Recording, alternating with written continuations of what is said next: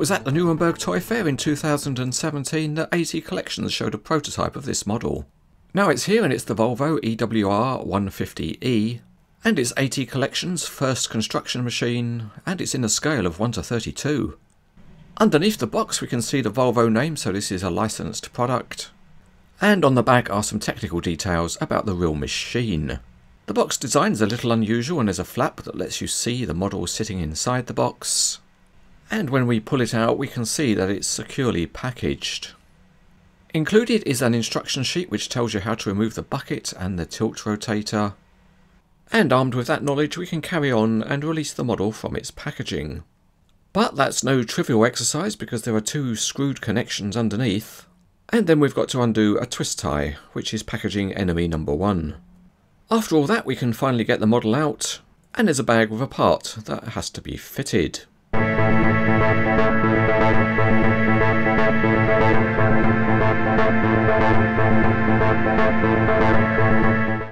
This year's award for the smallest amount of assembly on a model goes to this model, and that's because the only thing you need to do, if you want to do it, is to attach a pin to the towing hitch on the blade. As you can see here, there's a good 20 seconds of fun involved as you try and get the pin to drop into the holes.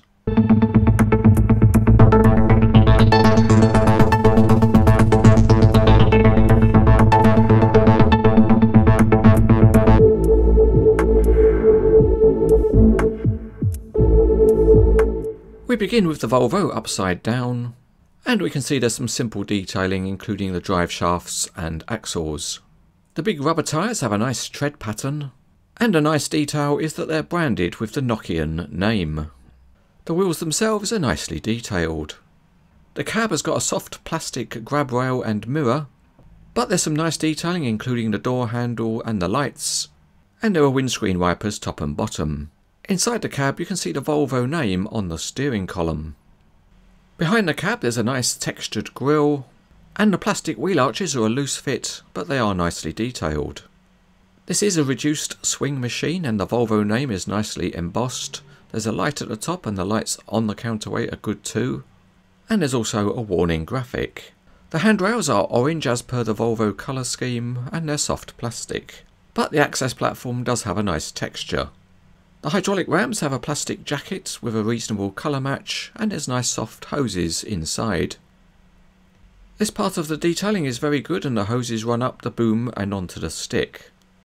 Additional graphics add to the realistic appearance. The steel wrist tilt rotator is a nicely detailed part with hydraulic hoses, and the bucket is a nice casting. It has the Volvo name on it.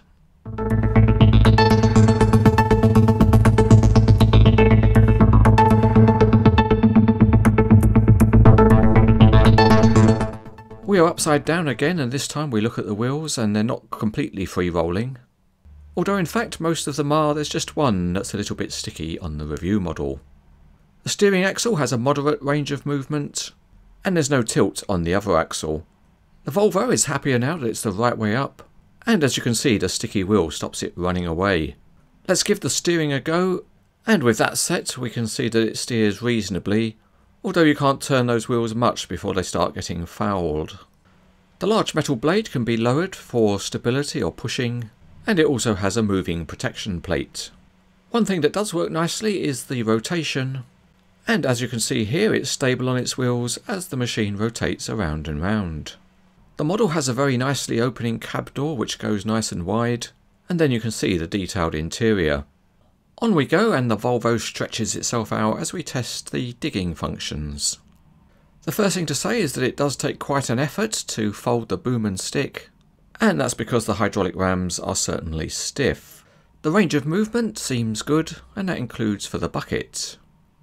One of the interesting things on this model is the steel wrist tilt rotator, and that gives you the facility to fully rotate the bucket through 360 degrees.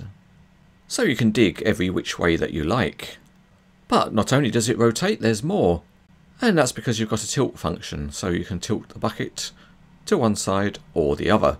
So all of this is engineered quite well, and you also have the possibility to remove the bucket.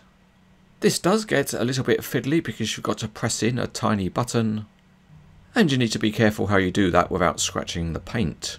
It's certainly not a job for anyone who's had a few too many beers. But once you hit the spot, then the bucket comes off easily. And because of that, if you're full of confidence, you use exactly the same technique to remove the tilt rotator. And if you don't like rotating and you don't like tilting, you can fit the bucket straight back onto the stick. The only thing is that on the review model the fit wasn't quite so good, so it was a little bit of a struggle to get the bucket on. One other test we always like to do is how deep can the digger dig? So here we've got our patented test apparatus. And you can see that the model does well to get the boom and stick down.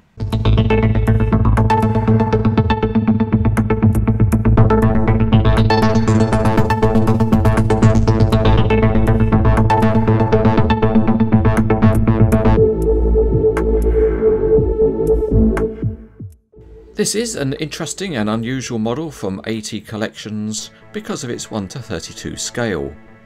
That has allowed some very nice detailing, and also most of the functionality is very good too. The tilt rotator is also a very nice part of the model. Overall, it's easy to rate as very good.